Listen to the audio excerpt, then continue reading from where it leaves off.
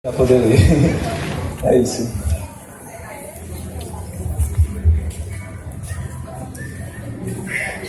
Nervoso. O Curta Taquari é um importante exemplo de fomento de linguagem audiovisual no agreste pernambucano, que há 12 edições, partindo do princípio da regionalização, promove exibições de cinema de rua de maneira gratuita e acessível na Praça Otto Seiler para todos aqueles que moram ou vêm visitar a cidade de Taquaritinga do Norte durante o período do festival, fortalecendo uma rede de produtores regionais e garantindo uma das vias de acesso à democratização da cultura, além de oferecer diversos outros tipos de atividades formativas, se integrando a outros tipos de linguagem que não o cinema, como o teatro e a literatura, por exemplo.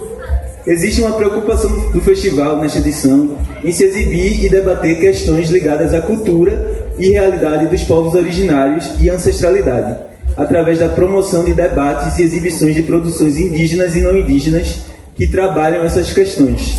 A ABD apoia esta prática e espera que essa preocupação seja constante e crescente na trajetória do Curta Taquari, que não incluiu os filmes da Mostra Indígena no catálogo, tampouco filmes dirigidos por povos originários na mostra competitiva. Acreditamos que, mais que o discurso, a prática venha contribuir com o empoderamento e preservação dessas produções. Como artistas, agimos na contramão do Estado, que se isenta da dívida e reparação histórica aos crimes acometidos a esses povos durante séculos na história do Brasil. Crimes esses que vêm atualmente sendo exaltados pelo nosso atual governo fascista que defende essas violências. A exemplo da usina nuclear que querem construir em Itacuruba, por exemplo, no sertão de São Francisco, e que vem ameaçando a existência de centenas de pessoas quilombolas e indígenas, e que não vem sendo noticiado nas grandes mídias, né? Ainda há muito o que se fazer no que tange a presença dos povos originários. Nossa, estou tremendo. Ainda há muito o que se fazer no que tange a presença dos povos... Continua.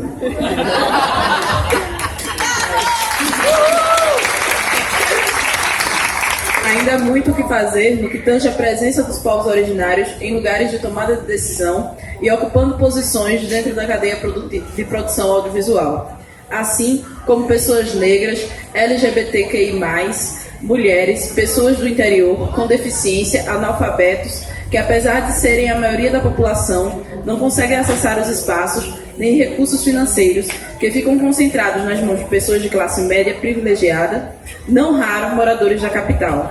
A política cultural atrelada à educação se constituiu como um importante instrumento de empoderamento das populações menos favorecidas.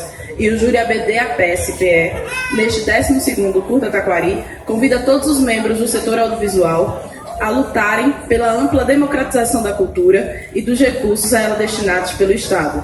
Vale lembrar que o arroxo financeiro que ameaça a cadeia produtiva do audiovisual em Pernambuco, atualmente, é apenas o rabo da serpente que enforca a maioria dos pernambucanos todos os dias. Mais do que nunca, é preciso, antes de reivindicar para si prêmios, fazermos autocrítica de nossos privilégios em relação aos demais. Os povos indígenas e quilombolas são exemplos de como a coletividade é uma ferramenta poderosa contra a opressão. Sigamos os exemplos deles e utilizemos nossas armas, que são nossas câmeras e mentes, para batalhar juntos por uma sociedade mais justa e igualitária. A união do setor audiovisual pernambucano não é uma idealização, e sim uma necessidade.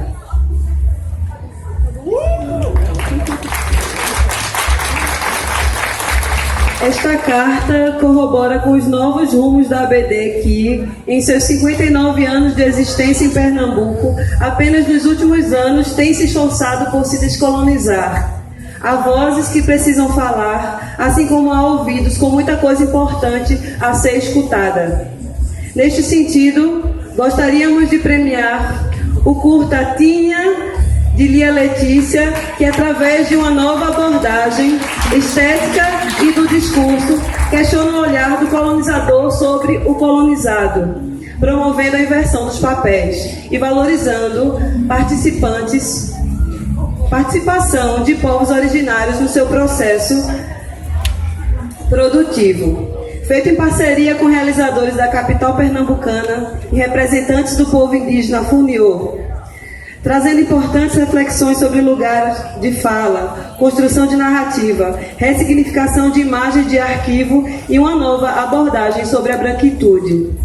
Além disso, gostaríamos de conceder as menções honrosas aos filmes Maju, de Rafael Irineu, pela interseccionalidade presente na personagem principal, em ser mulher, trans, indígena e ainda ocupar lugar de decisão na comunidade, quebrando estereótipos e atualizando narrações e narrativas sobre os povos originários do Brasil.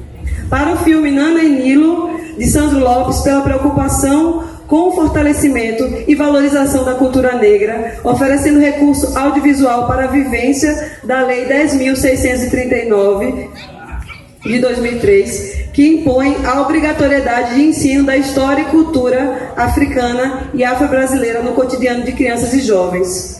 E ao filme Aos de Ontem, Aos de Sempre, por nos lembrar do racismo existente em nossa sociedade e do combate real e diário contra o genocídio da população negra no Brasil, ressaltando discussões que não devem ser ignoradas em contraponto a outras produções que deslegitimam esses discursos e falam a partir de um lugar que não lhes pertence. Acabou.